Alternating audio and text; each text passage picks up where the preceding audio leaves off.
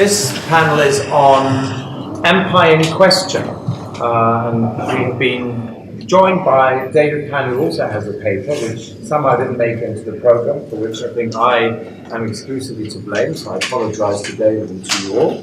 But it seemed the most natural panel to include David's presentation into. So there'll be four rather than three panelists, but I've been promised by each of them that they will not go on for much more than 15 minutes, so there will still be time.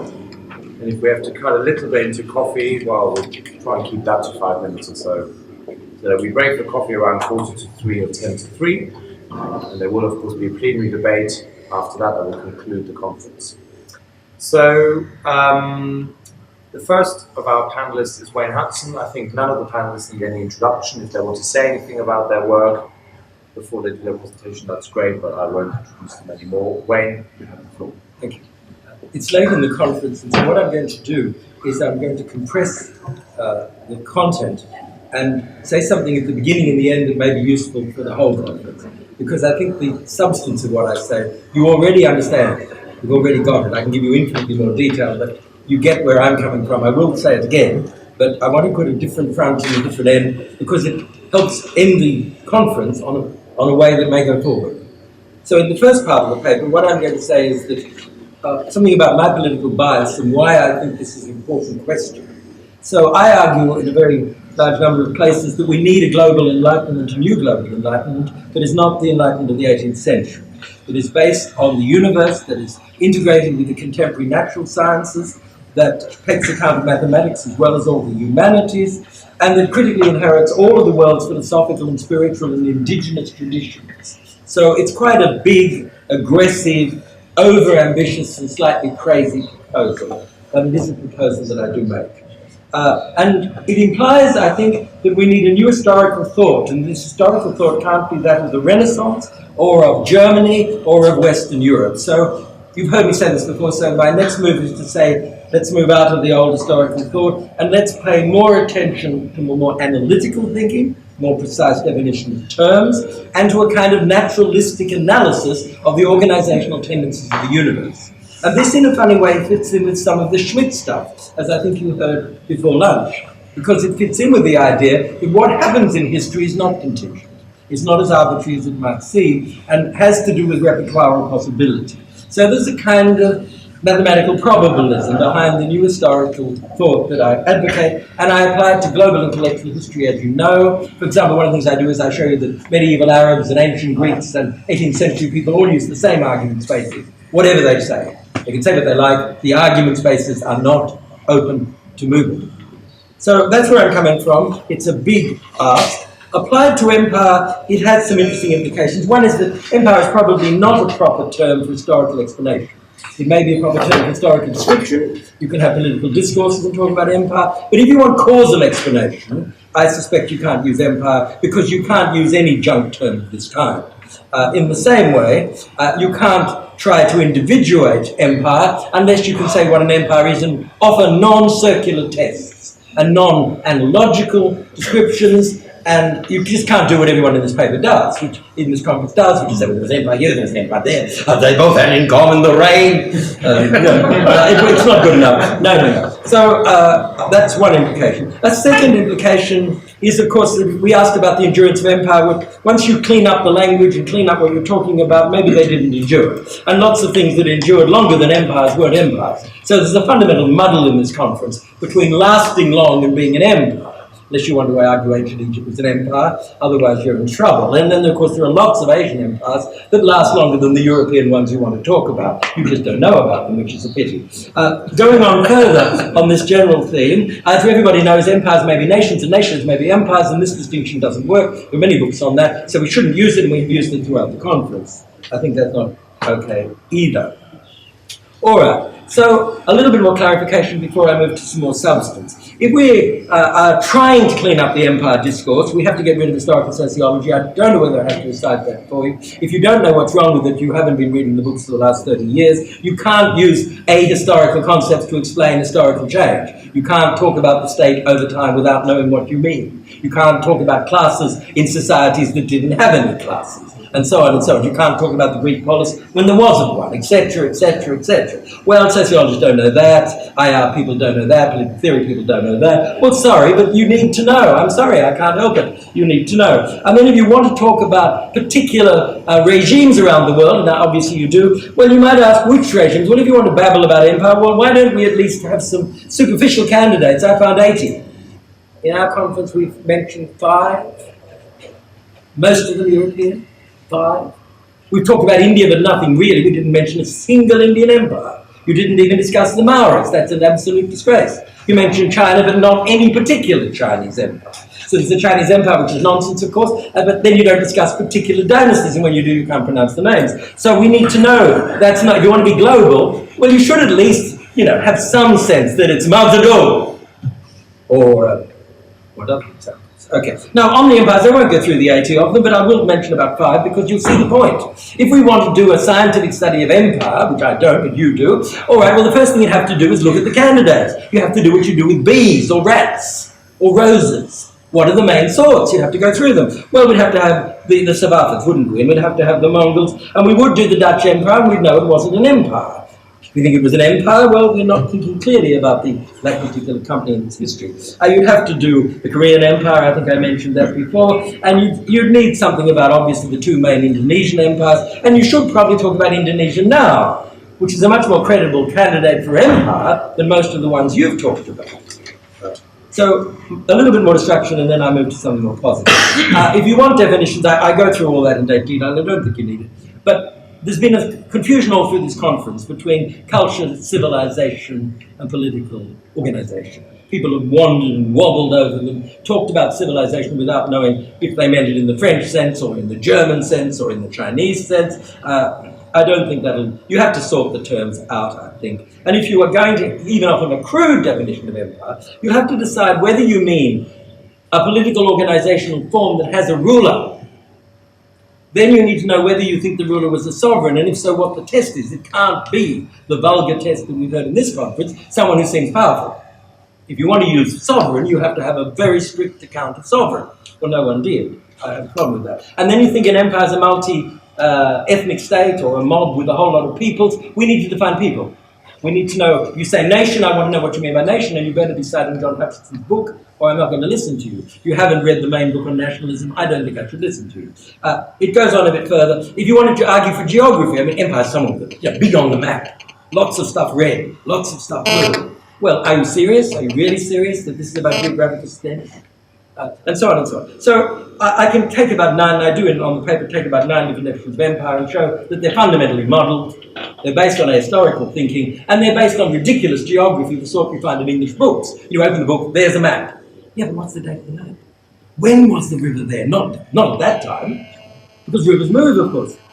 The whole geography shifts over time. And people at the time didn't have that map, of course. And so when you imply that they had to deal with the neighbours, they may not have known they were neighbours. This is the Silk Route point. All right. So, all right, if we set all that up, and then we can go into a general speech about illusions of empire, which I do, but there's a more important issue, isn't there? Because Russell Berman is right. There is a major discourse about empire. And whatever the matter of fact happens to be, we have to be able to negotiate the discourse about empire and say things about it, and we will need political speeches on one side or another. All of that is true. So what is the relationship between delusion and illusion? So that's my first substantive point, if you like. What's the relationship between illusion and delusion? It's very important to have a rather rigorous view of that, because many people talk about illusion and delusion as the same thing. But quite obviously, any political regime will generate illusion, and any major state that writes its history will be writing something fundamentally false. No state in history has ever written anything true about itself substantially. They do tell fundamentally false things for good reason. That's what they're there for. That's why they do it. It's not done to tell God about his universe. He already knows. So we need to have a theory of why political bodies generate illusional discourse. And then we have to have a theory about why actors adopt delusional beliefs. Those two things are quite different. We have to be able to distinguish between generation of illusion by significant organizational form from delusion of actor, which has to do with all kinds of scientific matters that people here know as much about as I do or more, including the obvious fact that human memory basically fakes the past. When you remember what you did at the age of 4, no, it doesn't stand up under the microscope. And when you do history and call it memory, well, that's ridiculous. All right. So if you deal with this illusion point, then there's only one more point before we move to the next big bit. Obviously, we have to say something about shine in the German sense, or something like semblance. We have to say that human political affairs are intrinsically riddled with illusional content. So you can't clean it up by putting on a science hat. In that sense, I'm always a bit joking, but not totally. You do have to have some account of how real political activity is affected by local forms of shine. And people have talked quite rightly about the French Empire in Africa, about the Ottomans, and you can talk about the Chinese in that context. It's perfectly fair to discuss how totally false views of the world were central to how actual states worked and to how African or other subjects were formed. I think all of that is entirely right. And then you come to the moral issue and the normativity issue, and I think our conference muddled that up a fair bit too. Some people like empire, some people don't. It doesn't matter whether you like it or not. You've got to be able to see that the horror of empire is quite independent from the objectivity of normativity. I mean, Jay's totally right. Normativity is an objective process in the physical universe. Nothing to do with language or human beings or culture. That's all just humanity's junk. It's basic to semiosis in the natural world. Normativity has natural origin. We know that now. And it develops historically along Hegelian lines, as Jay correctly argues, and it's got nothing to do really with moralism. So whether you like empire or whether you don't, political forms generate real normativity embodied in institutions and in historical subjects. So it's the objectivist take on normativity we need, not the moralist. So I'm going to leave all the rest of this out. I go into the superficial model of empire and all the tendencies you all agree empires have. You went through them all, I go through them all. You talk about taxation and bureaucracy and coinage and all the rest of it. And I don't think there's anything significant. Thank you very much. And then I go on to discuss what's wrong with all the English books. You don't do that. I want to end up on a more useful note, which I hope will carry forward in Telos, because there's something very important in our conference. And I think what it is as Richard said, and I copied him very humbly, we need a new form of human community. We really need to learn from what's happened in the 20th century that we cannot have this politics or this economics. It's not a left-right point, it's a technical engineering point. This is the wrong way to organise economies, this is the wrong way to organise politics, I think, and it's certainly the wrong way to organise military affairs, that's self-evident. But how do we replace them? And obviously, part of the answer is to look at the whole of the repertoires that are found in the natural world and all the repertoires in the historical record. And if you do that, you do, I think, begin to get technical elements for a future form of human community. I don't think this is a sentimental wallowing in the past. I don't think it's absurd to go to Australian Aborigines or Canadian Aborigines or Taiwanese Aborigines and look at what they're doing. I think we can look at all of the cases technically. And as you'd expect, as in any science, weird, strange ones give you the key scientific breakthrough. You know, it's the one leaf of that particular sort that isn't like the other 100,000 that tells you, right, there's something wrong with your theory. And in the same way, historically, if you look at all of the material there's ever been, it's the weird cases that warn you that the technicity is crucial and doesn't work in the way your ideologists suggest it does.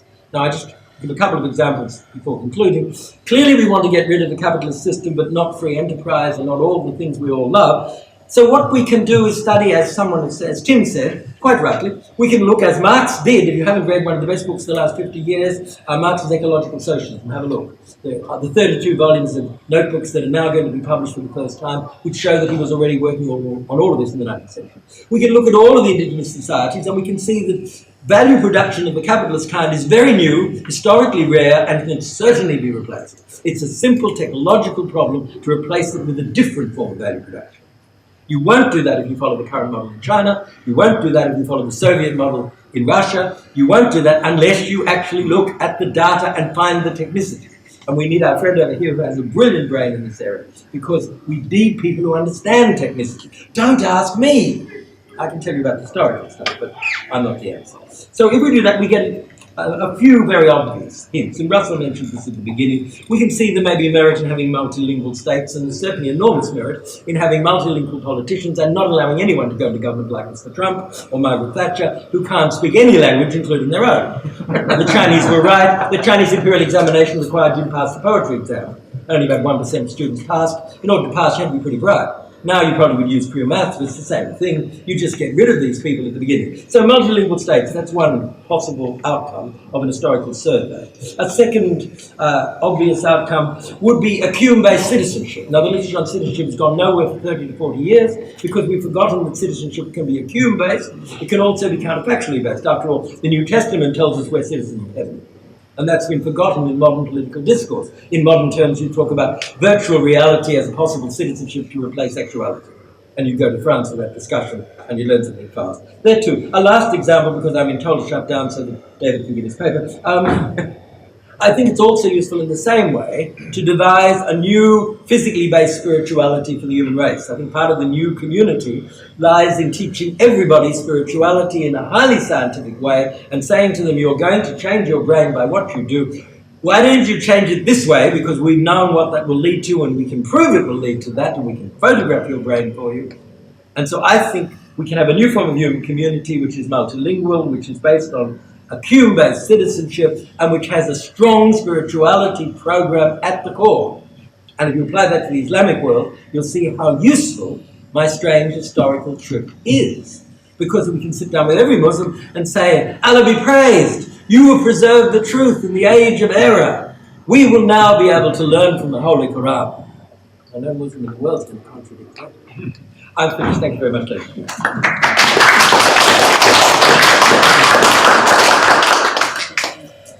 Well, that was almost exactly 15 minutes, but I think more importantly, raising all sorts of really fascinating points. And thank you very much, Wayne.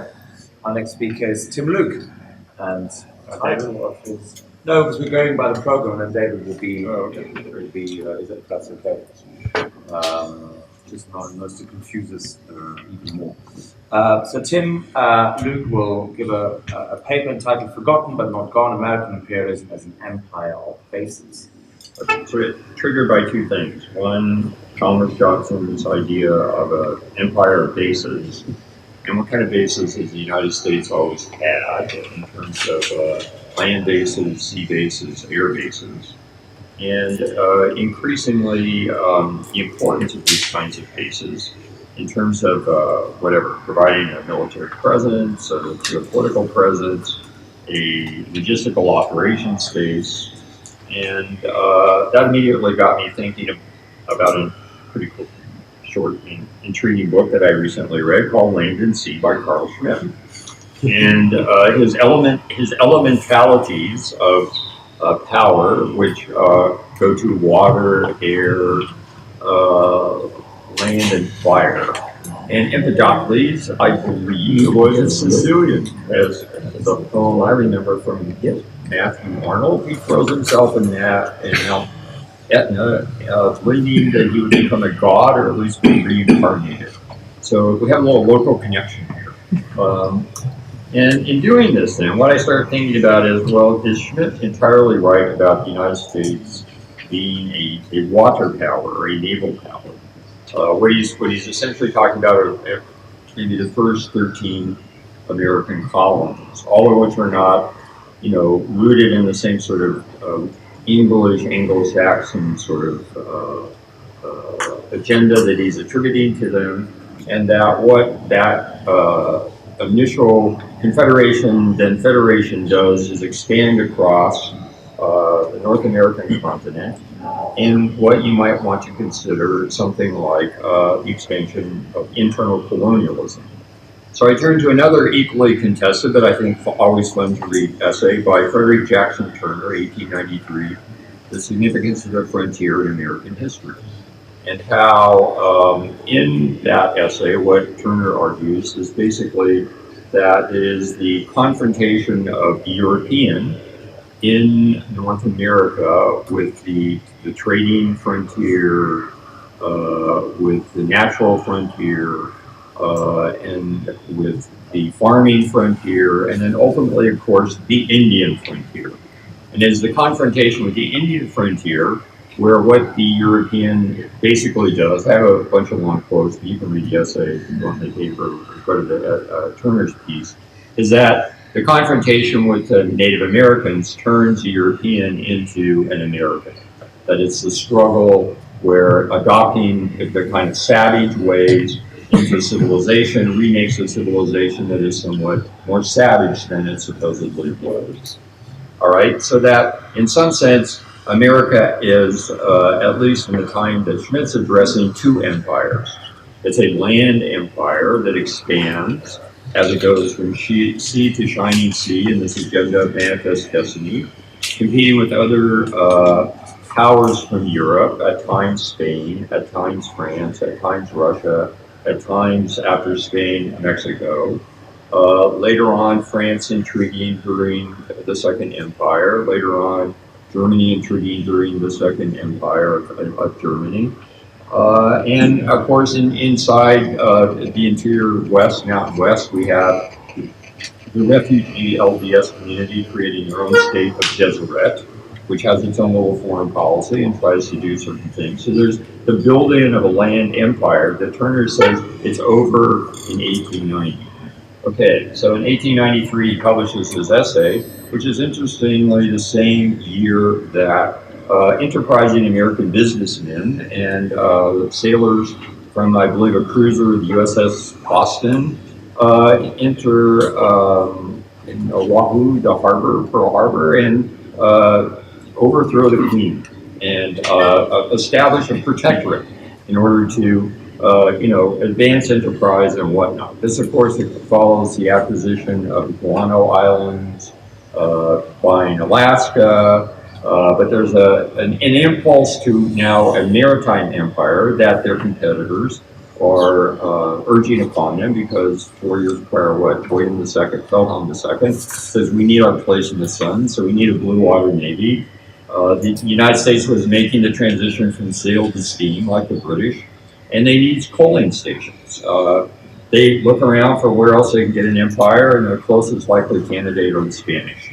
Okay, so you have a war in 1898, and you start seeing the basis of a sea-based kind of empire, which comes from the acquisition of a very short war, didn't even last a year, with the Spanish Empire. We get the Philippines, Puerto Rico, Cuba, establishing protectorates over other places throughout the Caribbean, and the Great White Fleet sails around, and we look like we're big knockers, like other people from Europe, creating this new maritime empire, which has a coexistent logic with the land empire, perhaps balancing out these self-defeating dynamics that Schmidt talks about. More importantly, the Wright brothers come along, and in 1903 invent heavier-than-air flying machines. And of course, the United States is the first to experiment with using aircraft attack on capital ships, proving that air power can defeat sea power in sufficient numbers used with the right strategy, even though it's the Japanese that bring that lesson home to us, December 7, 1941. We take that lesson, and with the 8th Air Force in Europe, the 20th Air Force in the Pacific, we bring air power to our Axis enemies, outclass our allies, and become, in a sense, an empire of the air, an aerial empire. In addition to that, what I want to say, and I may be taking somewhat license here, but I think it's there in the Schmidt essay. Beyond flight, he also talks about the air as, and this is simplistic, but a site where radio waves, TV transmissions, let's say electromagnetic media of communications can fly, so that we have a kind of strange mode of aerial empire, which is mediated through aircraft, but also telecommunications, ultimately spacecraft, and with the internet in 1969, the kind of telematics. So it's a command of both of land, of sea, of air, and cyberspace, wherever you want to put that, because I think that's a kind of generative spatiality that's machinic, and you have this kind of capacity that makes, if you will, the opportunity of a new kind of empire that you can explain by what Turner calls the frontiersman. And the frontiersman is the civilized person who is constantly made, in a sense, more savage by a different kind of enemy, that the Americanization comes through violent contact.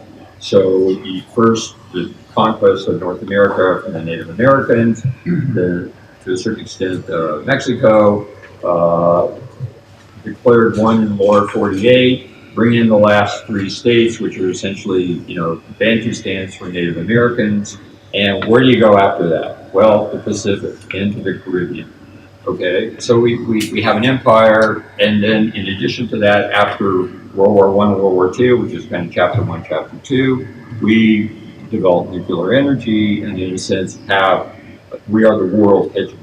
Arguably maybe the greatest apogee of our power in terms of military capacity, everybody else being relatively prostrate, but the articulation now of a new kind of empire of bases, which are both naval bases, submarine bases, bomber bases, some missile bases, and a kind of aerial imperialism that seems to be the basis of the contest with the Soviet Union through the Cold War. In this, because I kind of it's interesting, a couple of my friends do this, what they call cinematic geopolitics. So, think of Red River, okay, the Howard Hawks 1948 film, right? Montgomery Cliff, John Wayne, this is virgin land. First we kill the Comanches. And a couple of vaqueros come up and they say, well, this belongs to somebody in Mexico. You shoot them. You come up with your own brand. You have one cow. You start your herd. And then you decide to drive your beef to Siciliy, and there's a fight over that. Actually, you go to Topeka further down the line, but as the frontiersman, the European, made Americanized by this contestation with the local inhabitants plus nature. Okay, so this is one kind of, that kind of vision of land empire. Then, we kind of have sea empire, all right? So, you got, Glenn Ford in Midway, you got John Payne in Tripoli, you got, all kinds of, from Halls of the shores of Tripoli to the halls of Montezuma, sort of a vision of Americans, projecting their power not only through land power, but also through sea power. And then with that, with aerial empire, let's go back to William Holden, The Bridges that Don't Go Read, Jimmy Stewart in probably the best movie of this kind of genre, Strategic Air Command, right? Where flying around thermonuclear bombers is kind of like a day job. Goes on for 2 days. June Allison's waiting at home. They make the transition from B-36s to B-47s. You're a baseball player. It's all America. You're just doing your job. You're defending peace through strength. And, it's just normal. We're in charge and everybody loves it. Ordinarily, you would have been a baseball player, but you're defending peace and making things secure. After that, then we move to this kind of later post-Cold War aerial empire, which is, gets us into Black Hawk Down, or American Sniper, or, Zero Dark 30. Okay, where we live in new kinds of bases that are called forward operating stations often, and all kinds of things can come to you through American air power. But then I started thinking about, well, what about the realm of fire? And that's more speculative, but I started talking about extraplanetary spatial revolution in terms of made possible by, orbital telecommunication satellites to mediate that kind of communication. But also, water on the moon, terraforming Mars, from V2 rockets in 44 and 45 to us landing on the moon in 1969. And of course, there's Matt Damon there growing potatoes on Mars, setting an example for what the new frontiersman has to do for an Earthian to become a Martian. It's that kind of, use of just preliminary, just speculative, kind of playing with the different kind of frontiersmen in different frontiers, playing upon different elementalities, creating spatialities of power through new technologies. And then the kind of base or footprint that American power uses to do that without necessarily creating something like the many empires that Wayne tells us don't exist because we don't call them the right names or we don't know where the rivers ran. So that's kind of what I do. Thank you.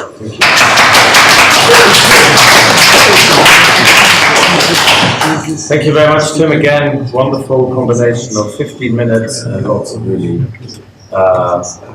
great points to discussion later. Thank you very much.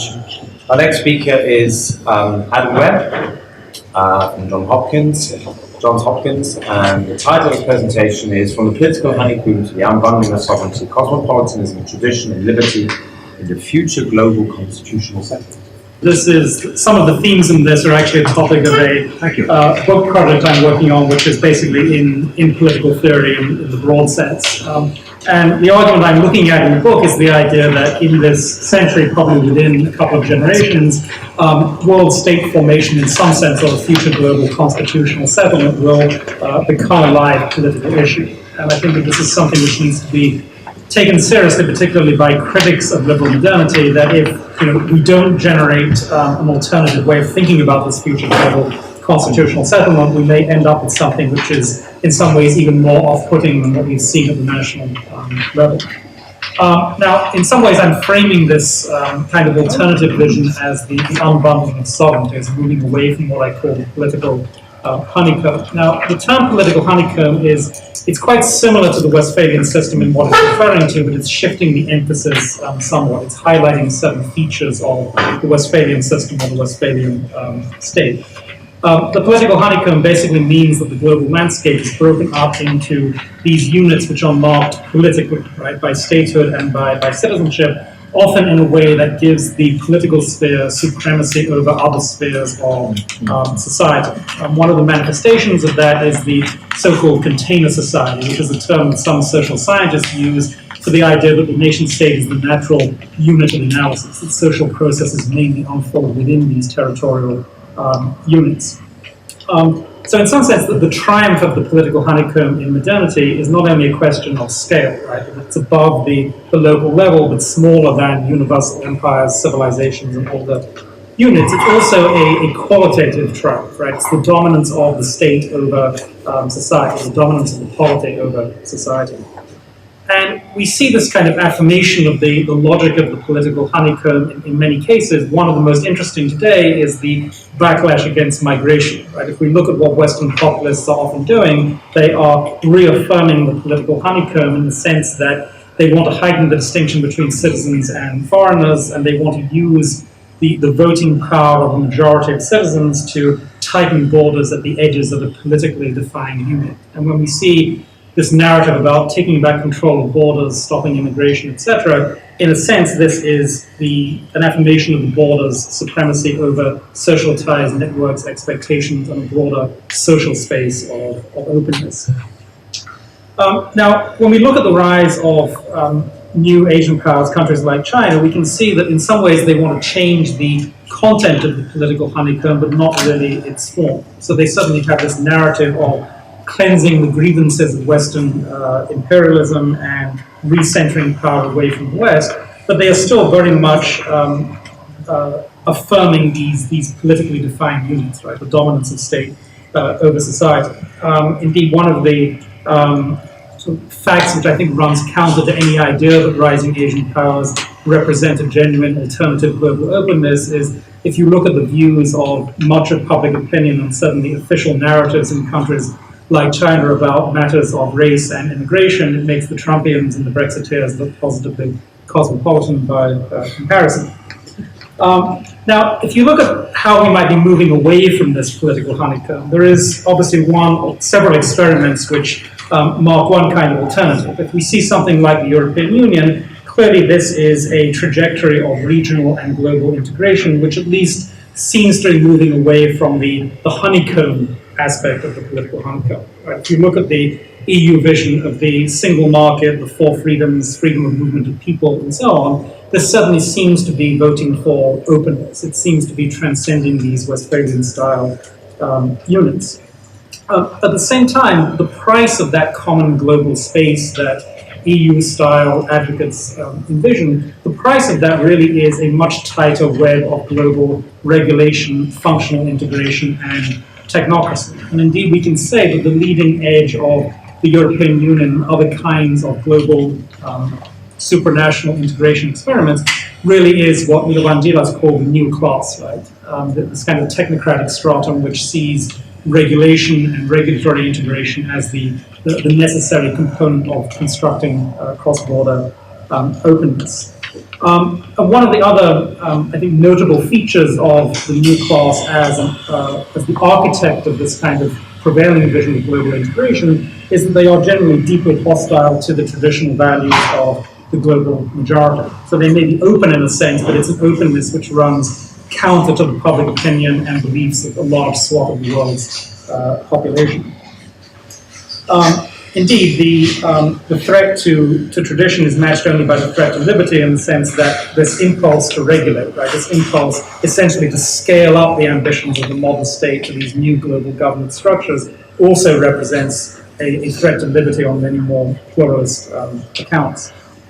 Now, if we think about where this kind of trajectory might lead, right, there are some fairly eerie or even deeply alarming things about where this might lead in terms of the future global constitutional settlement. And here we see a rather alarming convergence between the Western new class on the one hand and rising Asian technocratic elites on the other. Regardless of which one of these ends up closer to the future global centers of power, we can see that some may leave the political honeycomb more intact, some may scale it up to other units, but one of the things they have in common is that they actually have one of the most one-dimensional or one of the narrowest understandings of social stratification in history. A couple of times Wayne mentioned the obsession with exam taking among the Chinese bureaucracy. But whichever language you put on this, right, whether we talk about the credential society or the organizational heads or the cognitive elite and so on, we see both in rising Asian powers like China and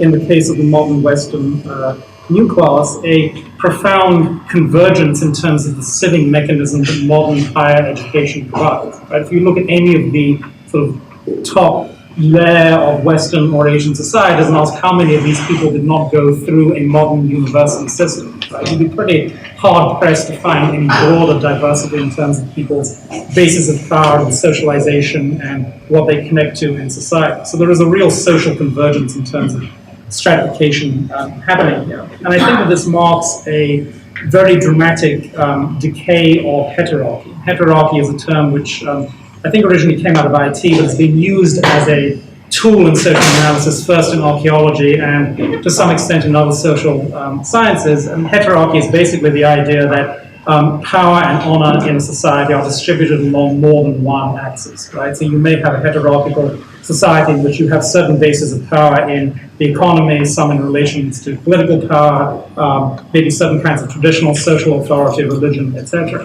So this kind of new class convergence across the world is actually a real concentration of power and a decay of a lot of the buffers on power that more heterarchical traditional societies have.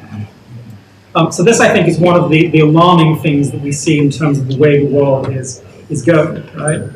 If you look at the trend line for probably the most educated top 10% in these different societies, there is a profound trend everywhere towards greater hierarchy and conformity and aversion to risk and comfort with authority. This certainly does not bode well for either tradition or liberty in the kind of future global constitutional settlement that I imagine these people will be building by default. This is why we see the grandchildren of Western countercultural liberals admiring technocratic governance in parts of Asia, and the grandchildren of Maoist revolutionaries joining the global investor class. So we can say that the center of gravity of the kind of emerging establishment vision of global constitutionalism, it lies somewhere, I think, between Brussels on the one hand and maybe not quite Beijing on the other hand, but at least Singapore on the other hand. And I think this should unsettle anyone who would like to see a more traditional kind of pluralism. Indeed, the scale and complexity of modern institutions gives the new class levers of power of modern society that are, I think, unprecedented in history. So this is why I'm seeing a potentially dark future if we don't engage systematically with alternative resources for thinking about what a global state structure might look like. And what I'm aiming to do in the book, and what I briefly want to outline in the second half of the talk here, is I think that there are important currents of traditional political thought which actually provide a more promising way of reconciling three different kinds of goods or values. So cosmopolitanism, liberty, and tradition. And it may seem very strange to have those three together, but I think that if you look at the logic of some of the oldest civilizations or universal empires, you actually do see a kind of reconciliation of cosmopolitanism, liberty, and tradition in this. And this, I think, is the kind of question which needs to be brought to the center of these debates about what the global political or constitutional future might look like. I think one of the key priorities for anyone committed to pluralism should be making sure that that world constitutional framework really affirms heterarchy for the long term and locks in buffers against the power of technocracy, political majorities, and these other kinds of temptations. Now, obviously, there are many different traditional currents of political thought of a pluralist temper. When it comes to unbundling sovereignty or fragmenting power in this way and preserving diversity, I want to identify one which I think provides a particularly useful toolkit. And this is sphere sovereignty. I don't know if anyone has actually heard of this. It's a somewhat obscure corner of political thought which came out of Dutch Calvinist thought originally.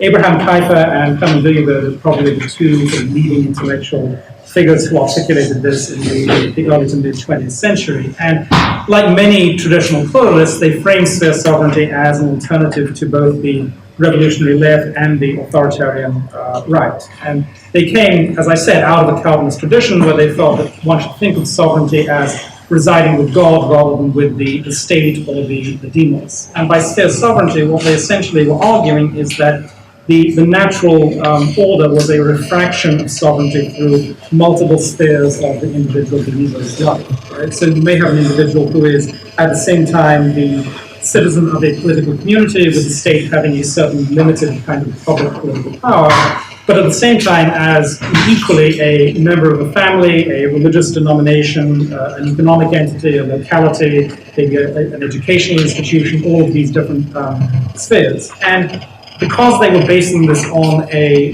kind of philosophical anthropology or a deep understanding of human nature grounded in their religious values, they believed that these spheres were not simply social constructs. They believed that these corresponded to certain deeper dimensions of human flourishing. And because each of these spheres had a kind of natural function, for the state or indeed any other modern institution to encroach upon them or to claim a kind of sovereign supremacy across all spheres would be deeply deforming the nature of those spheres themselves. I should point out this is a little different from the way that Michael Walzer talks about spheres of justice. For Michael Walzer, this is still very relativistic. Right? The spheres of justice are products of conversations in a particular society at a particular time, whereas Kuyper and Wiggenberg are really saying that these are, in some sense, grounded in human nature or grounded in human experience.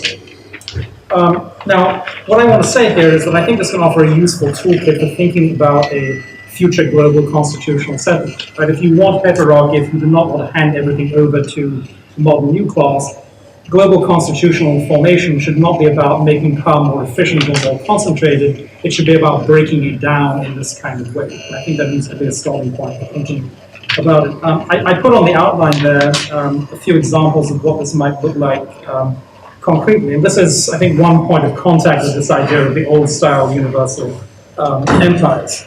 If you strip down the role of the state as such to the most limited functions of the political sphere, namely providing public order, public security, etc., this actually looks very like the night-watching state of the 19th century. Right? It would look like the old layering of the universal empires where you have security at the top, but then a very vibrant society with a great deal of independence within these spaces in society instead. At the same time, this is very different from a kind of mainstream libertarian view where that space would then simply be filled by the market and contractual exchange among individuals. Right? This is really about affirming not so much the market, it's more about affirming society. Right? So there are several possibilities I mentioned there for institutional arrangements. One is, if you are envisioning a genuine open global space, then you need certain counterweights to free movement, right? Things which can defend people's sense of roots and identity. So certainly I would think that a global constitutional settlement should enshrine a significant role for local autonomy, right? Where people have a strong long-term commitment to a locality play a predominant role in shaping the life of that locality. You can still have openness, but you can preserve local character at the same time in a way that the modern nation state has tended to flatten out. On the level of personal law, right, for dealing with things like family personal law issues, you could go back to something like Islamic legal pluralism, right, where you can have choice of personal law systems which are detached from territory. If you want a genuine global space, you need to leave room for these kinds of thick commitments that people can take with them in a more portable way than the political honeycomb allows. By the same token, if you think of the social safety net, social insurance, medical care, things like that, right, you can guarantee in the meta-constitutional structure a certain flow of resources to finance these, but then build in all kinds of pluralism, mutualism, and choice in terms of how people are using their entitlements to those resources. And the final point I mentioned there was something like a civil society type, right? If you're trying to empower society rather than simply state or market, you need to guarantee, again, at the meta-constitutional level, an adequate flow of resources into civil society. So you might have a situation where people can actually allocate part of their income to causes or activities in civil society, right? So you're guaranteeing the resources, you're placing them beyond the excesses of both market and state, but you're also creating the material conditions for this kind of pluralism and diverse bases of power and influence. And then just to close, I would say, repeating my earlier point that world state formation, I think, should not be about making power more efficient or more concentrated. It should be about locking in these kinds of boundaries and restrictions on power. I think many people quite rightly fear that any kind of global structure could be a dark night of tyranny, I think is the term that has been used before. But that's partly because people are imagining the modern nation state, the modern Leviathan, scaled up to a global level with no outside. So this vision, I think, instead suggests unbundling sovereignty in ways which actually very much limit what that kind of global state could do, but would go back to a more traditional model of empowering these spaces in society. Because in the long run, I think you need to be wary not only of concentrated power, new class, lack of heterarchy, but also political majorities, which at a global level could be tempted to do certain things which would deploy state power against social diversity.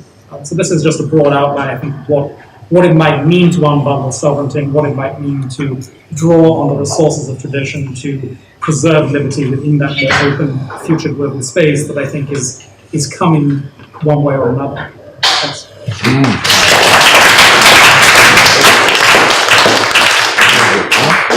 Thank you very much, Adam, for a very rich presentation, again, throwing up lots and lots of issues. We will have a bit of time to debate those, as well as those arising from the other presentations after David's paper, which has a very short title. It's called Empire Today. Not sure. Together, they create a nice balance. Okay. As we consider the contemporary situation of empire, Carl Schmitt's essay, Appropriation, Distribution, Production, provides a good starting point. Schmitt describes nomos, i.e. social order, in this text as the result of a process of appropriation, distribution, and production, where appropriation designates the hard power of military conquest, distribution includes the division of the land amongst the people, as well as the laws and customs that regulate relationships between people, and production refers to the economic activity by which a social order is able to create wealth. Schmitt argues that these three elements of social order are, quote, elementary and true categories that are both basic and inclusive, end quote. Which is to say that every social order can be exhaustively understood using only these three categories, as their interrelation defines the parameters of every system.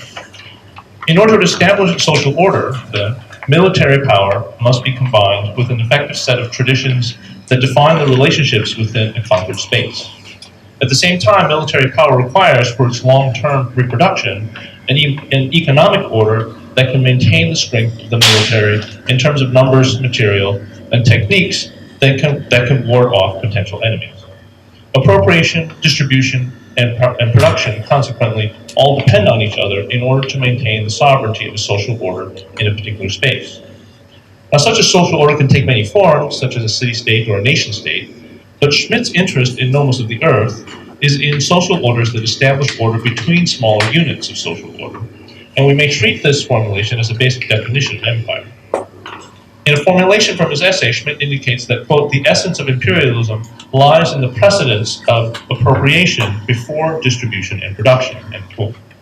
Military conquest is here the main task of an empire, and if this precedence of appropriation was for a long time undisputed, it was because pre-capitalist production was a function of the land, and the ability to own fertile land was the consistent measure of wealth.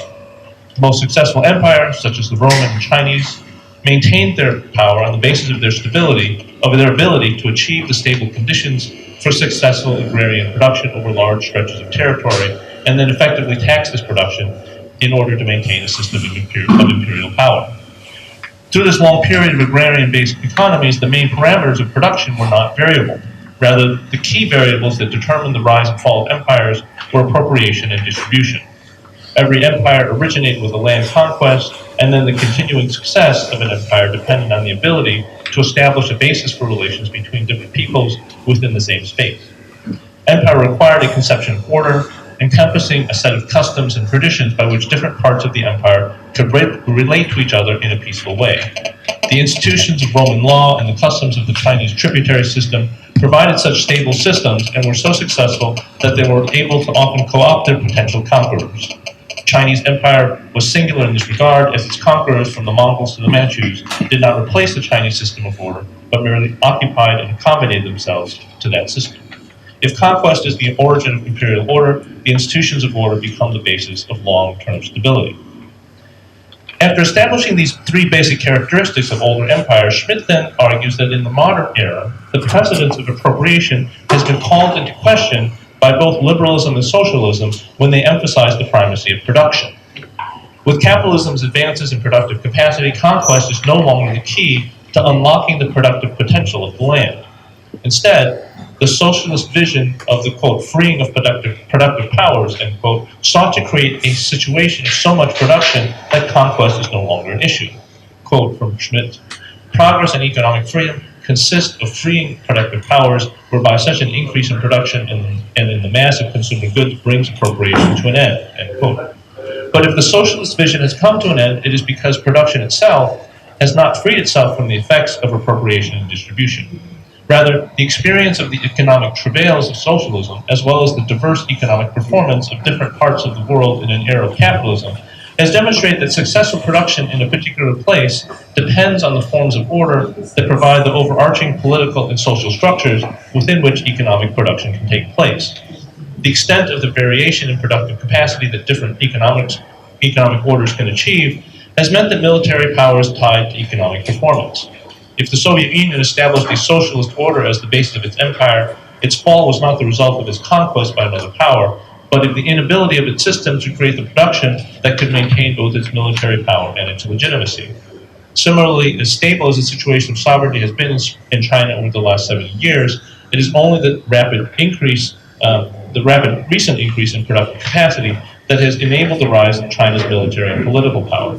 This rise has come about not through any new conquest of land, but purely through a reordering of social and economic relations that has led to the establishment of capitalism within China.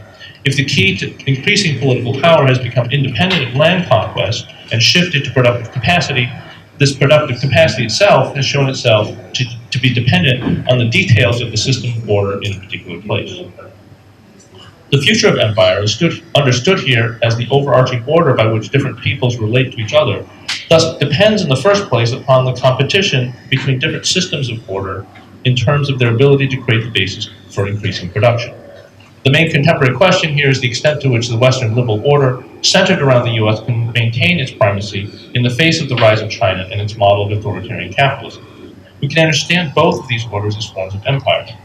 The U.S. in the 20th century demonstrated the way in which its form of empire depended less on conquest and more on a system of order and ensuring production that spreads across the world and establishes a basis for relations between peoples. There are two key components to the U.S. system: liberalism and the nation state. Liberalism consists firstly of a system of political customs based on the rule of law, individual rights, free elections, private property, and market mechanisms. The focus on individual rights and free elections leads to a requirement of a relative homogeneity within each state that would guarantee the basic ability of elections to lead to a manageable consensus rather than to the domination of one group by another. As such, the way in which this model understands relations between peoples is in terms of separate nation states. These nation states require a minimum of homogeneity in order to function, whether this homogeneity is established based on ethnic identity in the case of most nation states, or based on a common commitment to liberal principles, as is the case with the U.S. The relationships between nation states are governed on the one hand by market mechanisms that determine their economic fates, based on their ability to compete in a world market, and on the other hand, by the rules of the US enforced Westphalian international order based on the prohibition of land conquest and the general attempt to maintain the cultural integrity of nation states. What is happening to this system? In the US, the rise of Trump has not changed the basic parameters of the US-led liberal order. The main long-term effect will be a refinement of this order in a way that emphasizes the particularity of this order and the way in which its principles will exclude certain players. The designation of the liberal world order as a form of empire is here important as an indication of the future directions of US foreign policy. Trump's, and in fact before him, Obama's policy of gradual disengagement from the problems of the Middle East represent a realization that these areas, to the extent that they do not adhere to liberal ideals, are in fact outside of the reach of the liberal world empire. If the attempt to expand this empire through conquest in Afghanistan and Iraq have been visible failures, the current policy has been to support liberal governments such as Israel, but to treat the non-liberal areas as enemies that should be treated differently from liberal ones. In a subtle shift to a world of competing empires, US disengagement from occupation in the Middle East is an admission that liberalism is a particular cultural form whose hegemony will depend on historical developments within particular areas rather than conquest and occupation. The new way of engagement with non-liberal areas such as the Middle East is to treat these areas as competing civilizations, perhaps, that must be opposed to the extent that they seek to expand beyond their frontiers, and tolerated and managed from the point of view of realpolitik, to the extent that their conflicts remain within their own borders. Thus, Trump's willingness to come to accommodations with Iran, North Korea, and Russia seems to reflect an acceptance of their existence as general enemies of the liberal order, but also a willingness to allow them to remain as stable enemies as so long as they themselves are not aggressive. The main means of establishing such demarcations are the economic sanctions that have served to cut off these countries from the economic systems of the liberal order, with the goal of rendering these countries harmless to this order by forcing them to give up the nuclear weapons and aggressive policies that would threaten liberal areas. We are moving then toward a world of competing empires. On the one hand, the US oversees the world's liberal democracies as a liberal form of empire based on homogeneous nation states and the political and economic liberalism that manages relationships between them. On the other hand, the Middle East and Russia remain outside of this liberal space and adhere to an alternative form of empire that is less centered on production and more on conquest. Rather than the elections of liberal democracies that require a basic homogeneity in order to function effectively, their authoritarian political structures are able to encompass competing and heterogeneous social orders within a larger imperial order by conquering them and then maintaining the legitimacy of imperial power based on an overarching non-liberal ideology. A clear example of this model is the Soviet Union, whose communist system was able to provide the legitimating ideology that could maintain order between different social groups within its borders, and Iran seems to be trying to use Shia Islam as a similar kind of overarching imperial ideology. If Russia is having a difficult time now in maintaining its imperial status, it may be because, without communism, the main state ideology has become a kind of Russian nationalism, which forces Russia to engage in empire building through the model of nation-based settler colonialism in neighboring areas. To the extent that this model awakens their neighbors' own nationalist impulses, the current Russian model will remain limited because it engenders more and more resistance as it expands. The main challenge to liberal empire is clearly China. If China's model of authoritarian capitalism has become the main challenger to liberal order, it can only do so to the extent that it can establish its own form of order and become the center of a new kind of empire that might exist in competition with liberalism. What are the main characteristics and resulting possibilities and challenges of the Chinese system?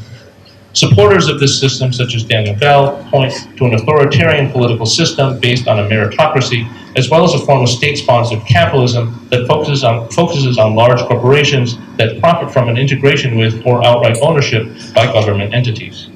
The advantages of this system include the ability to apply technocratic solutions quickly and efficiently without the need to gain democratic consensus, as well as the ability to make huge investments in research and infrastructure in projects that are deemed important to the state. If dissent is suppressed, such suppression is not destabilizing to the extent that the established policies are successful in bringing about economic and social well-being. To the extent that the model is successful, it can also be exported to other countries that are amenable to an authoritarian means of promoting economic development. The detractors of this system fault the meritocracy with building a new class bureaucracy that is plagued with corruption and is increasingly losing its legitimacy. At the same time, the state-sponsored model of capitalism has been established at the cost of the development of small businesses and entrepreneurship, leading to both a crisis-prone system of large corporations and a long-term inability to innovate. China's current debt overhang and the continuing risks posed by the inefficiency of state-run corporations lead David Shambaugh, for instance, to argue that China is probably headed towards stagnation within a middle-income trap that can only be overcome to the extent that it moves toward more liberal and less authoritarian policies.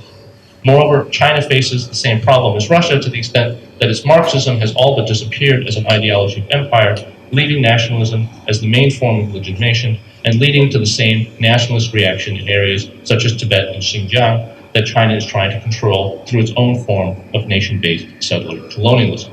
So I've got just a couple of scenarios for the future, but I'm going to leave that for questions if somebody's interested in the interest of time. Great. Thank you very much, David.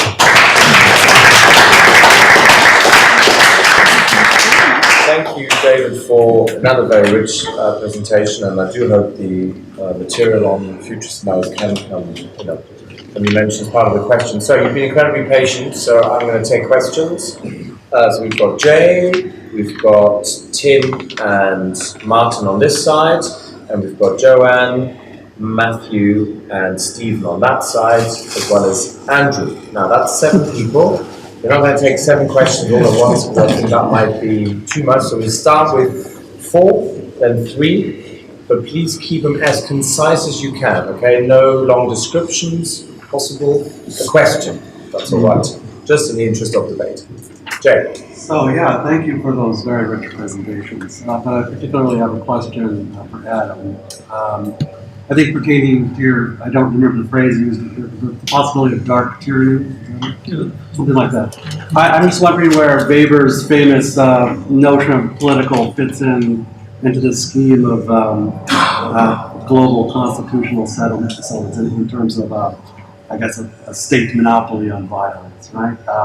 How would the monopoly or monopolies on violence be apportioned in this kind of scenario?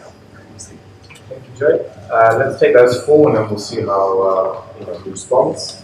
Tim is next, then Martin and Andrew. Sorry, but mine is also for Adam. The only thing that occurred to me when you were talking about this multi-level system is how do we keep track of all the different things being governed?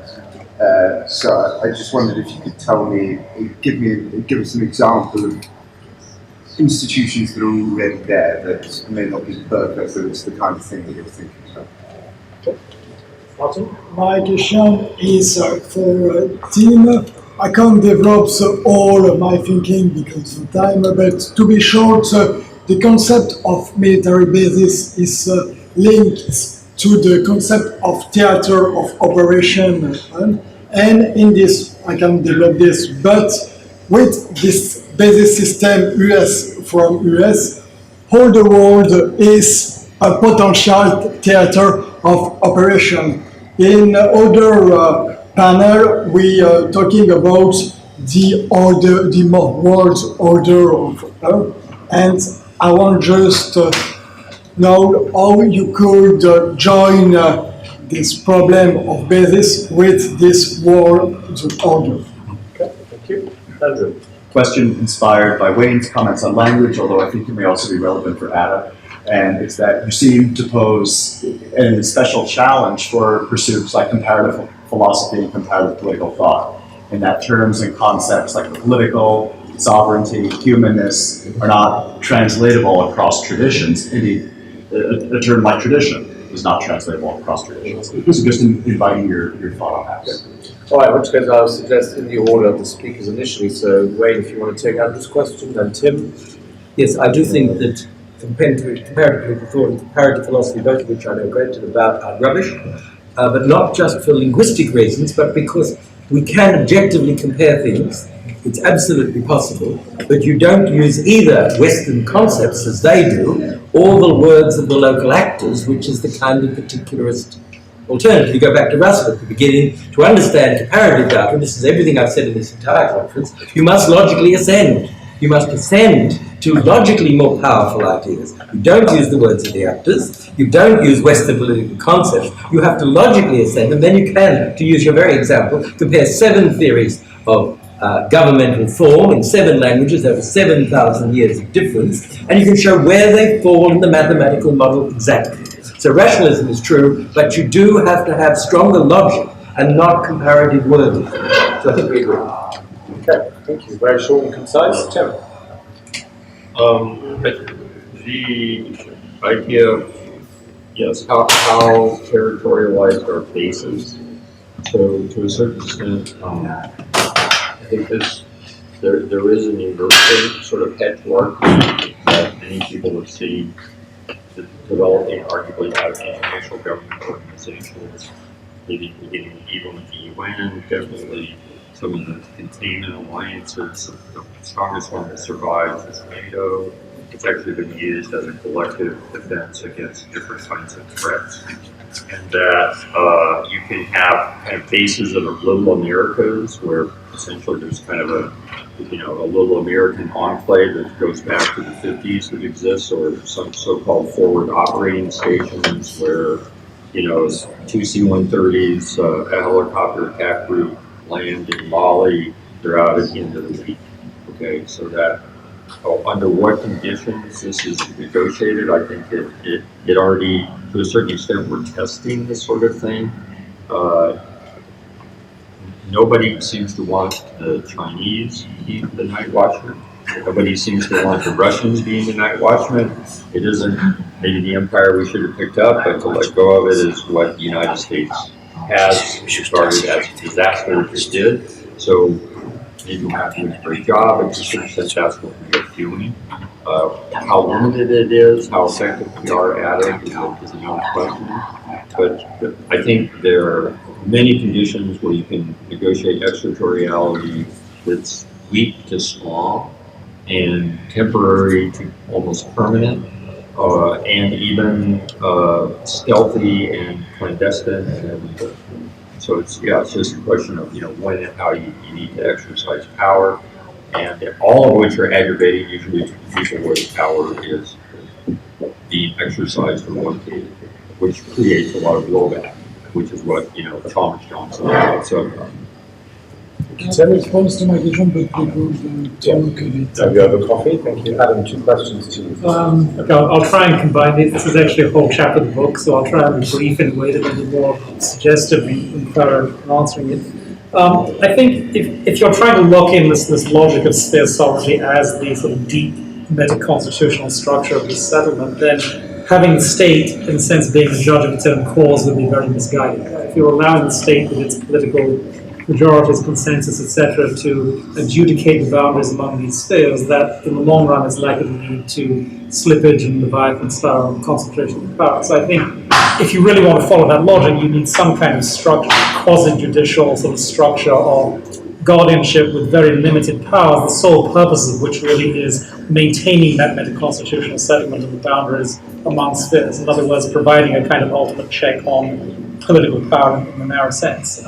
Now, in terms of how that goes to the Bavarian-style monopoly on the legitimate use of force, I mean, obviously a lot of proponents of world government have said that one of its greatest achievements, or one of the markers of it having matured, would be having a monopoly on force such that it would make war-making by territorial states impossible for the first time in history. Now, I think that in the limited sense that you would no longer have states warring with each other, that clearly would be an achievement. I do think if you want to guarantee this kind of constitutional structure, you actually do need to differentiate what we mean by legitimate force. Right? So there's legitimate force in the sense of sort of routine policing, security, normal operation of state institutions. There's also something which we see hinted at in a lot of political practice and theory, which is a kind of exceptional reserve of force as a guarantee of a constitutional structure. Right? If we look at the role of constitutional monarchs within some systems, right, I mean, they are often seen as being the ultimate sort of guarantor of some kind of pre-political good that politicians should not be allowed to override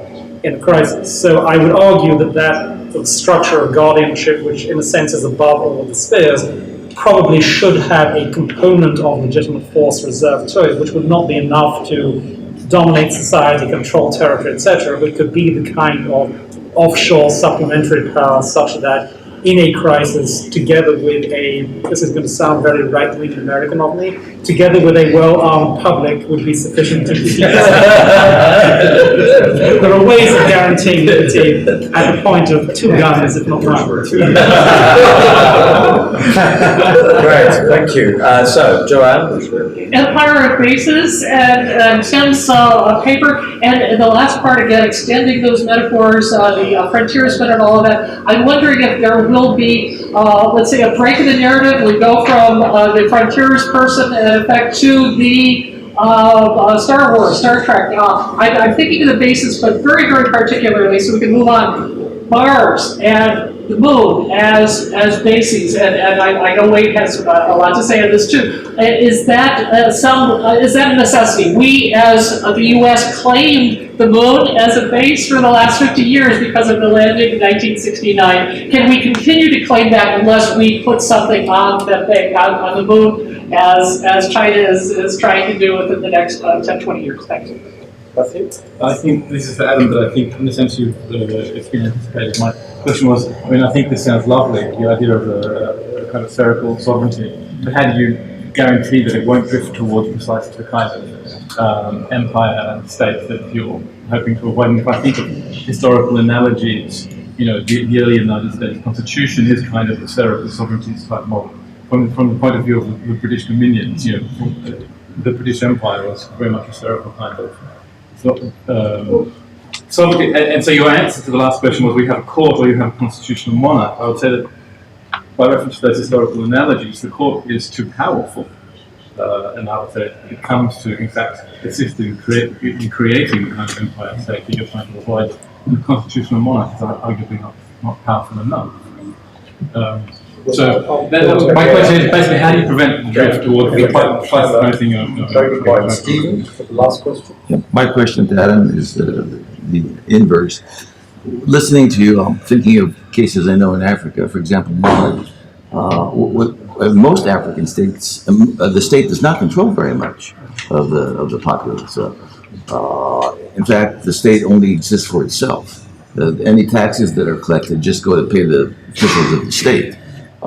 That means that most social welfare or most social programs are delegated out to local communities, or they're taken by international NGOs, or even the IMF now encourages the devolution of local self-rule to local populations. But what that gives you is a retrenchment of ethnicity. And sometimes ethnicity in its worst form, so that, for example, the Tuaregs have adopted universal Wahhabism to challenge the state violently, for example. And they've done that in such a way, I'm relying on a friend of mine who's the French anthropologist of the Tuareg, by reinforcing a very old traditional division of labor between warrior classes and other classes who felt that their social prestige had been called into question. There's also this.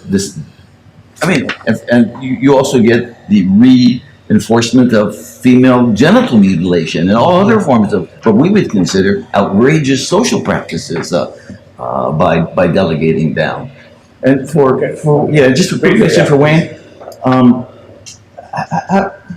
One of the parts of the movement toward the celebration of Creoleness in the Caribbean is the idea that, as you suggested, that we should develop a new kind of society based on other kinds of values, not capitalist values.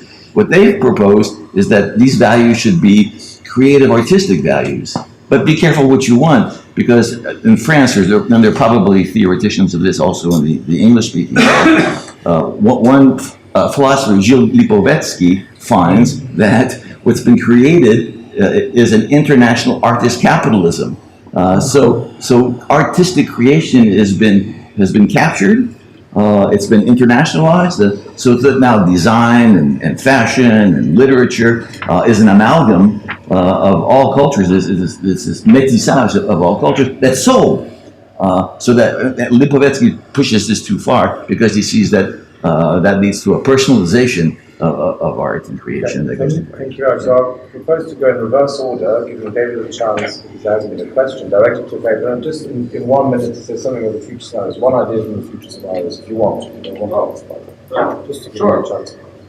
Go ahead, and then we'll go Adam, Tim, and Wayne will have the last word, which I know sounds like a crazy idea.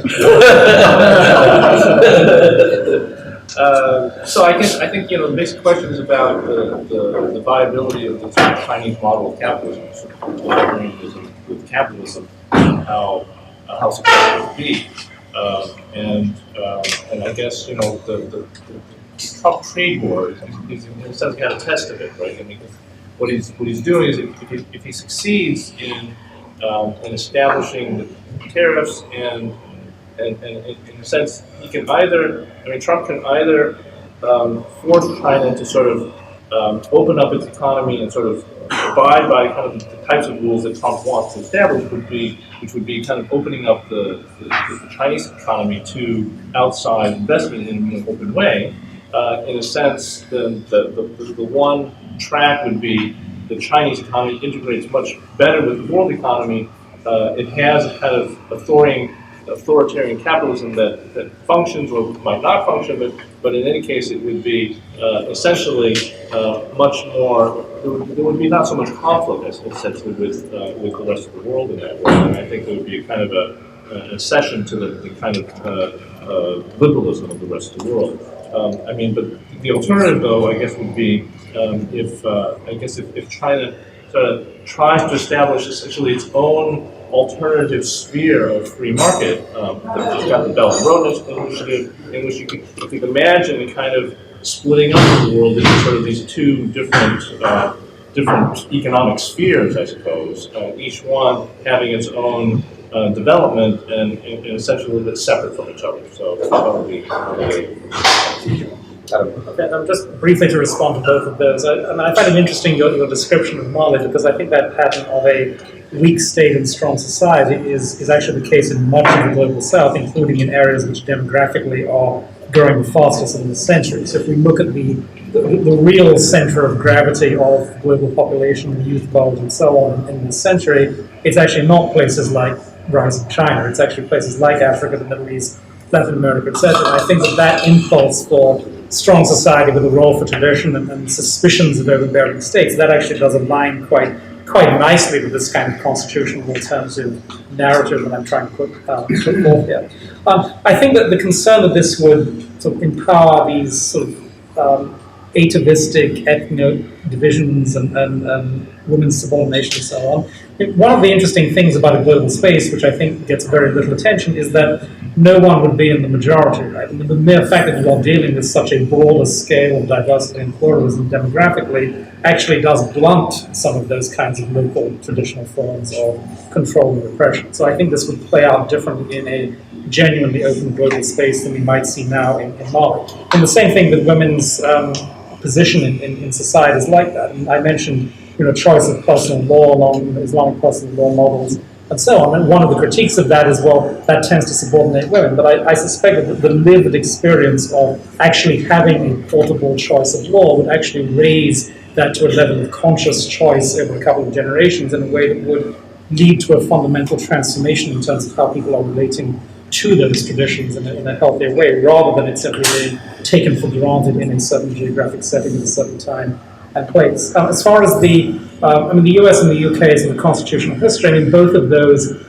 neither of those is really based on sphere sovereignty. In a sense, they're empty vessels, right? And they're ways of slowing down or tempering political majoritarianism. But in the long run, it's very much the logic of the modern state and modern political majorities that flow through those institutions. I think Hannah Arendt actually regretted that localities were not given an entrenched role in the American Constitution, which might have been a buffer against certain kinds of centralization. I think Bertrand de Jouvenel actually mentioned also that it was an empty vessel in the sense that you're relying on the polity itself to check the polity, right? You're not actually locking in these real alternative bases in society. And I think that the impulse of this kind of circle or body of guardianship to maintain the constitutional structure would depend partly on where those people are drawn from. And if they're a creation of the state, then clearly their allegiance is going to be to the state, right? If they are drawn from these other spheres in society in a way that the lived personal commitments are to pluralism, then I think not only the leverage but also the temptation just to concentrate power along modern lines would be much less present than we've seen in liberal states. Thank you. Yeah, I think that's a really interesting question.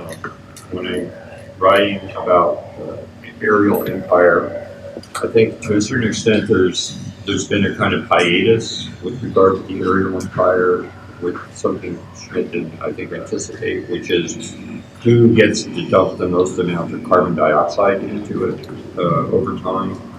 And in balancing that, who polices that? I think there are two other liminal spaces besides that atmosphere for carbon loading, which has been the Arctic, the cryospheres, basically, which don't fit into either one of these places very well.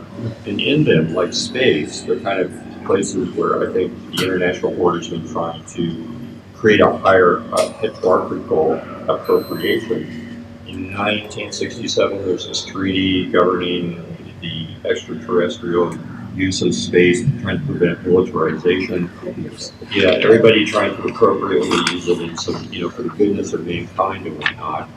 But like the disappearing Arctic now, I think, people are claiming the seabed, and there's an apparent attempt to sort of fully nationalize spatial, these kinds of interplanetary, what I call the off-world empire possibilities beyond the out-of-the-blue empire of aerial issues. So that's a kind of these liminal spaces that we've been, really since 1980, trying to negotiate. But where it ultimately leads is, yes, one would imagine, like, when it was Space Odyssey, there's some lunar base, and it's for the goodness of all mankind, and even though TWA is bankrupt, you're going to fly there on some kind of space liner, and maybe you discover a monolith or whatever. But there is undoubtedly a probability of a lunar base because of water. The same, eventually there are many nations exploring Mars because of the potential resources there. Lunar bases are good for manufacturing. Yeah. Just want a little plug for now. So all of those are interesting questions that I think might force the kinds of questions that that we're thinking about. I mean, David's really, in many ways, ideas trace Barnett's notion of the functioning core of the world and how does it manage its affairs versus the non-integrated gap to contain conflict and then move on to answer these bigger problems. And all of these are efforts, I think, to negotiate that idea, which is maybe an empire without imperial downside. Thank you, Tim. It seems to me that there are three things we have to address quite clearly. One is, what is the nature of the present economic regimes in the world and how do we get rid of them? And I think we have to get rid of capitalism. And I say that from a non-left point of view, if you understand. I think that is technical. I didn't argue for new values. I meant it in a political economy sense, an economy that does not seek to produce value. Traditional societies are not based on production of value, and we can produce a new kind of society that doesn't produce value. That's a technical discussion. There are 30 or 40 books on that. The second thing is the problem of law, which I think I want to bring David into discussion because what David is saying is extremely useful and needs discussion. The trouble with law, and because I'm a lawyer, is because I'm a lawyer, the last thing I'd ever do is study your legal system if I wanted to know what you were doing in your country. I wouldn't read your constitution. Certainly I wouldn't read the constitution of Stalin's Russia, which I have in fact studied. I would see who's got the money and who's got the wealth and who's got the power and who are they raping now. And I would take a hard line on that on all societies and all institutions. I don't buy soft line on power or wealth, and I think human beings intrinsically rape other human beings. So I have a hard, non-traditional left line on that. I do think law is important, I agree with David about that, but we shouldn't describe political regimes legally. This leads into the nonsense of German constitutionalism or American constitutionalism. It leads into not knowing why your system has just failed. And I wouldn't reach for it to know what happened in the First World War or anything, but that's personal bigotry of mine. The last thing is climate and the Anthropocene, which we've mentioned occasionally, but it's absolutely fundamental. If our present economic system is destroying the earth, if we are returning to an age of cosmic violence. If the Earth is going to blow up, we're going to need Mars. So I really think the climate thing is absolutely fundamental, and the current evidence is that if we have capitalism and a sort of pseudo-legal order, we will destroy the Earth. So I agree entirely with Adam about the need for change. I agree with about 2/3 of his ideas. I don't agree with the Dooyeweert, because being a Dutch speaker, I know all about Dooyeweert, I know all about those people. This was tried in the Netherlands and it failed, as you'll remember. It's never succeeded anywhere, and it's all based on neo-Kantian logic, which, as you know, Dad, is the worst logic ever written. I conclude. Well, thank you very much to all the panelists and all the